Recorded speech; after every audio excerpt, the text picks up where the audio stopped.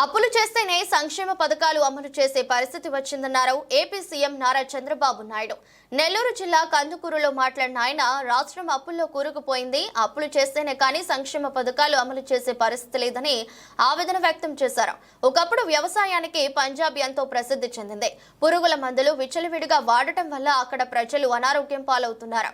చాలా మంది క్యాన్సర్ బారిన పడుతున్నారు. రాబోయే రోజుల్లో క్యాన్సర్ విస్తృతం కానుంది. ఇప్పటి నుంచే ప్రజలు అప్రమత్తం కావాలి. ఎరువులు వేయకుండా పాత పద్ధతిలో వ్యవసాయం చేసే విధానాలను ప్రోత్సహిస్తున్నాను. మీ ఆరోగ్యం మీ చేతుల్లోనే ఉంది. ప్రకృతి సేద్యాన్ని మరింత ప్రోత్సహిస్తాం. చెత్త నుంచి సంపదను సృష్టించే కార్యక్రమాలను చేపడుతున్నాం. పేపర్లు, బాటిళ్లను రీసైక్లింగ్ చేసే విధానాలను తీసుకువస్తున్నాం. కందుకూరులో 25 టన్నుల చెత్తను రీసైక్లింగ్ చేసే ప్రక్రియను ఈరోజు ప్రారంభించడం అభినందనీయమన్నారు. గ్రామాలను పరిశుభ్రంగా ఉంచే బాధ్యతను సర్పంచులు తీసుకోవాలి. కంపోస్టు తయారు చేసేందుకు షెడ్లు కూడా నిర్మించాం. గ్రామాల్లో చెత్త పేరుకోకుండా సర్పంచులు చూసుకోవాలి. ఏ సర్పంచ్ బాగా చేసే వారిని ప్రోత్సహిస్తున్నామన్నారు సీఎం చంద్రబాబు. మున్సిపాలిటీలలో మున్సిపల్ చైర్మన్లపై ఆ బాధ్యత ఉంటుందని, అందరికీ ర్యాంకులు ఇస్తామని, రాష్ట్రాన్ని స్వచ్ఛ ఆంధ్రప్రదేశ్ చేసే వరకు కార్యక్రమాలను కొనసాగిస్తామని, 30 ఏళ్ల ముందు నేను డ్రిప్ ఇరిగేషన్ పెడితే అందరూ ఎగతాళి చేశారని, ఇప్పుడు అది సర్వసాధారణమైంది. గతంలో ఐటీ గురించి మాట్లాడా, ఇప్పుడు ఏఐ గురించి మాట్లాడుతున్నా. గతంలో ఉద్యోగాలు చేయమని చెప్పా, ఇప్పుడు ఉద్యోగాలు ఇచ్చే స్థాయికి ఎదగాలని కోరుతున్నానన్నారు. ప్రజల ఆహారపు అలవాట్లు మారాయి. గతంలో అందరూ రాగి సంగటి తినేవారు. ఎన్టీఆర్ అధికారంలోకి వచ్చిన తర్వాత ₹2 కిలో బియ్యం తీసుకువచ్చారు. ఇప్పుడు తృణ ధాన్యాలపై ప్రజల ఆసక్తిని చెబుతున్నారు. రైతులతో కూడా మార్పు రావాలి. ప్రజల అవసరాలకు అనువైన పంటలను పండించాలని సూచించారు. ఏ కార్యక్రమం చేసినా పేదవాళ్ళని దృష్టిలో పెట్టుకుంటాం, అభాగ్యులను దృష్టిలో పెట్టుకుంటాం. ఎవరైతే ఇబ్బందుల్లో ఉన్నారో వాడికి అండగా ఈ ప్రభుత్వం ఉంటుందని చెప్పి కూడా నేను మీకు తెలియజేస్తున్నా.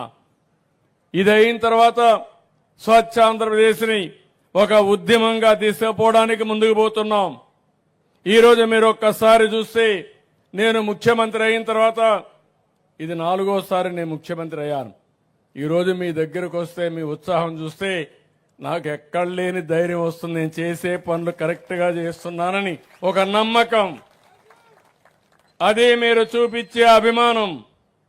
అందుకే నేను కూడా ఆలోచిస్తున్నాను, భగవంతుడు నాకు ఎంత శక్తి ఇస్తే అంత శక్తి ఉపయోగించి మీకు సేవలు అందించాలనే ఏకైక లక్ష్యం తప్ప ఇంకోటి కాదు.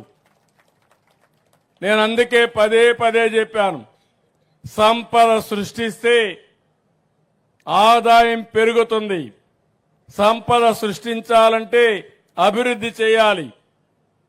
ఆదాయం వస్తే ఆ ఆదాయాన్ని పేదల సంక్షేమం కోసం ఖర్చు పెడతాం. పింఛన్లు ఇస్తాం, ఇంకా అనేక కార్యక్రమాలకు తల్లికి వందనం అన్ని ఇస్తాం. అది చేసి మళ్ళా అభివృద్ధి పైన ఖర్చు పెడితే నిరంతరం ఆదాయం పెరుగుతుంది. ఇది ఎక్కడ కూడా ప్రపంచం అంతా జరిగే విధానం. కానీ 5 సంవత్సరాల్లో ఆదాయం పెరగలేదు, సంపద సృష్టించబడలేదు. అప్పులు విపరీతంగా చేశారు.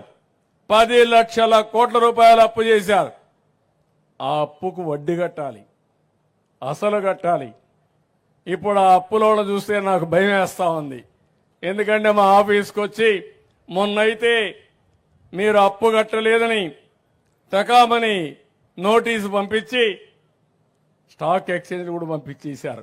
పలాని గవర్నమెంట్ డబ్బులు కట్టలేదు కాబట్టి ఆ డబ్బులు రికవర్ చేయడానికి ఏం చేయాలో చేస్తామని నోటీసు పంపిస్తే ఇమ్మీడియట్ గా అప్పులు చేసి ఆ డబ్బులు కట్టాల్సి వచ్చింది. కట్టకపోతే ఏమవుతుందంటారు మీరు? కట్టకపోతే ఎవడు అప్పు కూడా ఇవ్వడు. అప్పు ఇవ్వకపోతే అప్పు కూడా కట్టలేము.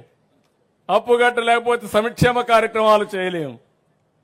అది అందుకే ఒక ఇండస్ట్రీ కానీ ఏ వ్యక్తికి మీరు చూస్తే, మీరు తిరిగి అప్పు సకాలంలో కడతారంటే క్రెడిట్ రేటింగ్ ఉంటుంది, మళ్ళా అప్పు కావాలంటే ఇస్తారు. నేను మొన్న బ్యాంకర్స్తో మాట్లాడినప్పుడు చెప్పాను, రైతులకి అందరికి కూడా ఎవరైనా సరే రెగ్యులర్గా అప్పు కట్టే వాళ్ళకి 15 నిమిషాల్లో డబ్బులు ఇస్తారు. మీరు ఇక్కడి నుంచి ఫోన్లో చెప్పేస్తే పేటిఎంలోని మీ పేమెంట్లోనే ఆటోమేటిక్గా డబ్బులు ఇచ్చే పరిస్థితి వస్తారు. అది క్రెడిబిలిటీకి ఉండే విశ్వసనీయత. అలాంటిది ఇప్పుడు నేను ఇది కట్టాలి, మళ్ళా సంపద సృష్టించాలి. అందుకే మీరు చూశారు 8 నెలలుగా ఎప్పుడూ జరగని అభివృద్ధి కార్యక్రమాలకు శ్రీకారం చుట్టాను.